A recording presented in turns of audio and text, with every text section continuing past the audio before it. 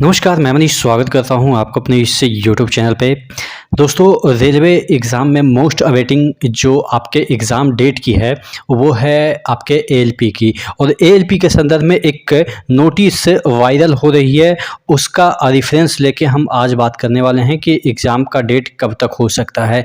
चूँकि ये viral notice पे मैंने वीडियो इसलिए नहीं बनाया था कि आप लोग ऑलरेडी मान चुके थे कि ये वायरल है और ये फेक है, लेकिन फिर भी जो चीज़ें इसमें दे रखी है उससे ये इसमें थोड़ा-सा आप कह सकते हैं कि दिमागदार लोगों ने इसको बनाया है। कहने का मतलब ये है कि जो इस नोटिस में है लगभग वैसा ही कुछ डेट आपको देखने को मिलने वाली है, चूँकि मैं ऑलरेडी पहले से ही ये चीज़ें बोल रहा हूँ। तमाम चीज़ों के बारे में डिस्कस करेंगे। चैनल पे नए हैं तो सब्सक्राइब कर लीजिएगा। और एएलपी की तैयारी कर रहे हैं तो फ्यूचर ऑफिसर सेल के तहत आपको यहाँ पे 527 में ER मनीष कूपन कोड जरूर यूज कीजिएगा, जिससे कि 12% का डिस्काउंट मिल जाएगा। ईयरली मॉक टेस्ट पास जरूर खरीदिएगा टेक्स्ट बुक का, जिससे कि आपको सभी एग्जाम की तैयारी हो जाएगी। कोई भी एग्जाम में सिलेक्शन लेते हैं तो ये भी पैसा आपको रिफंड कर दिया जाएगा। यहाँ पे आपको 700 प्लस एग्जाम के लिए 80,000 plus mock test, 20 lakh plus active user यहाँ पे मिल जाएंगे। तकरीबन टेस्ट अटेम्प्ट की बात करें तो 3 करोड़ तकरीबन टेस्ट अटेम्प्ट है और 12 प्लस लैंग्वेज में मिल जाता है। एएलपी के बात करें तो यहाँ पे 858 टेस्ट मिल जाते हैं। जनरल साइंस के आपको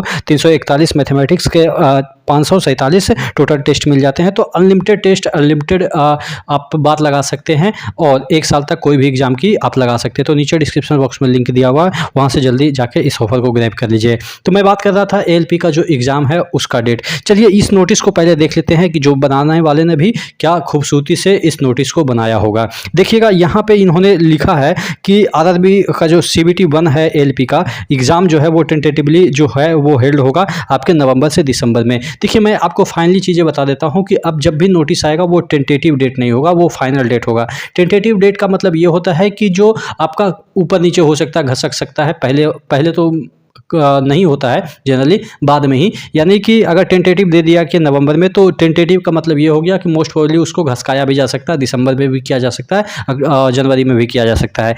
तो टेंटेटिवली जो भी आपका अब नोटिस आएगा कि आपका एग्ज़ाम इस दिन से होगा तो वो डेट देगा, महीना नहीं देगा। ये कन्फर्म रहिए कि सपोज अब नोटिस अगर क्लियरली आता है तो आपको बताया जाएगा कि 15 नवंबर से आपका एग्ज़ाम होगा। ऐसा नहीं है कि नवंबर में एग्ज़ाम होगा, ऐसा नोटिस नहीं आएगा, विथ डेट ही आएगा।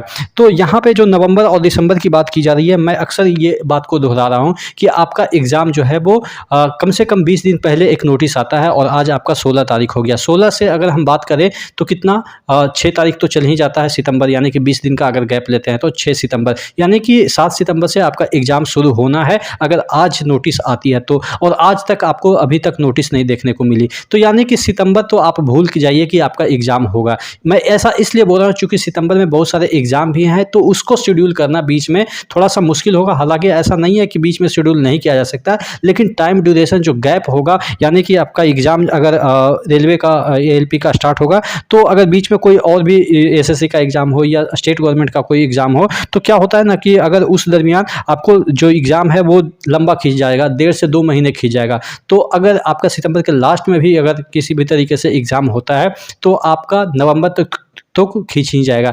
तो मैंने हमेशा बोला है कि आपका जो एग्ज़ाम है वो अक्टूबर के लास्ट से पॉसिबल दिख रही है। फिलहाल आपको सितंबर में तो मैं गारंटी लेता हूं कि आपका एग्ज़ाम नहीं होगा। मैं इस बात को इसलिए दावे के साथ कर सकता हूं चूँकि अभी जो टेंडर का है वो प्रोसेस फाइनल होने के कगार पे है। तो यानी कि पहले टेंडर होगा, उसके बाद ही आपका एग्ज़ाम डेट से रिलेटेड कोई न्यूज़ आएगा। तो फिलहाल आपका एग्ज़ाम डेट से रिलेटेड न्यूज़ यही है।